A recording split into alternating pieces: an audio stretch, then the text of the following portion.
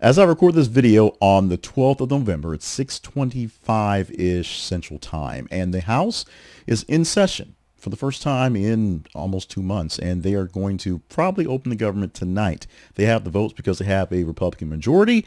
All the Democrats will probably vote against it in this case, as unlike what happened in the Senate a few days ago, where 8 Democrats and an independent came together to put enough money, put enough votes, put enough push to get a CR going to get us to November to the end of December.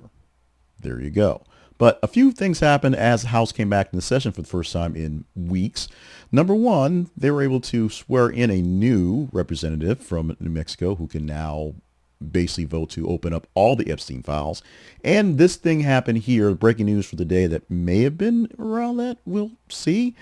But all the talk going on for Donald Trump's evening while he is hosting I think he's hosting tech guys tonight or his business guys tonight at the White House, and of course waiting to see if the government will open up again. The House Oversight Committee, actually the Democrats from the committee, let's call it a leak, released 3 Jeffrey Epstein emails from 2011 to 2019 that referenced Donald Trump and included a 2019 note to author Michael Wolff, where Epstein wrote to Trump he knew about the girls, and in a 2011 message saying that Trump, quote, spent hours with named victim at Epstein's house. Named victim is redacted, so we can't see it from the documentation, but you get the gist of the fire that's been lit for this one. The documents came from Epstein's estate, according to the Democrats, and the White House dismissed this release as partisan, essentially showing how the Democrats just want to, stir trouble. These 3 emails include Epstein to Ghislaine Maxwell in a 2011 mentioning Trump with a victim, Epstein to Wolff in 2015 musing about handling debate questions, and Epstein to Wolff in 2019 asserting that Trump, quote, knew about the girls and had asked Maxwell to stop. This is the context that we have coming from the media, so I've not seen these things personally. I don't think they've published it. I don't think they want to. And none of these are sworn testimony. None of these prove much of anything other than that Epstein was a creep and that we know already that Trump knew that Epstein was kind of creepy. We assume that. They are all unverified statements from Epstein, who, of course, can't quite verify much of anything these days. The Democrats say the message raised new questions about Trump's past denials, which the questions never stop. So why are we raising new questions in the first place?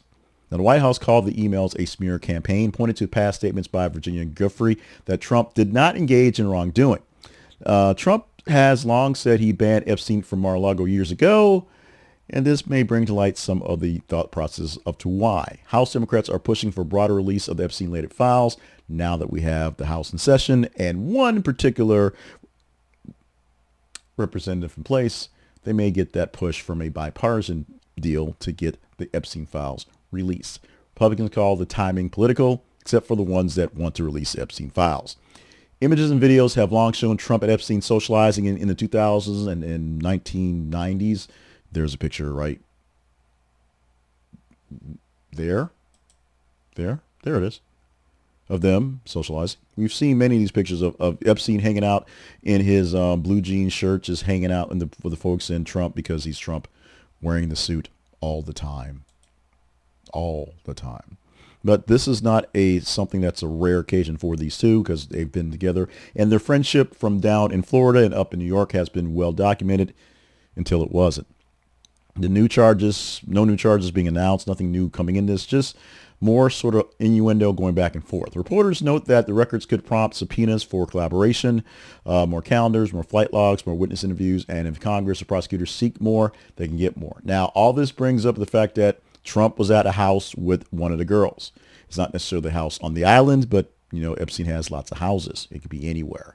This release reviews just all the craziness that this is and brings up more scrutiny to Trump's past and his ties to Epstein specifically, and fueling a broader fight to Congress to basically either disclose the Epstein files or burn them all completely, whatever they kind of want to do. It's hard to tell based on who's in charge of whom at some important times. Now, allies for Trump said the emails are hearsay and distract from other issues, such as why are we blowing up boats in Venezuela? Or, why are we building a new ballroom in the White House? And why are we playing so much golf? And why do we seem like we're sick? And, other things that we're ignoring at the moment. Pressure is going to be put on Trump to actually explain more as he's doing sort of a walking tour of other places. and doing a bad job of that as well. Now, publishing these stories, these emails, can bring up more leads, bring up more questions, bring more stuff to the public discourse. Also, could just be more of a distraction.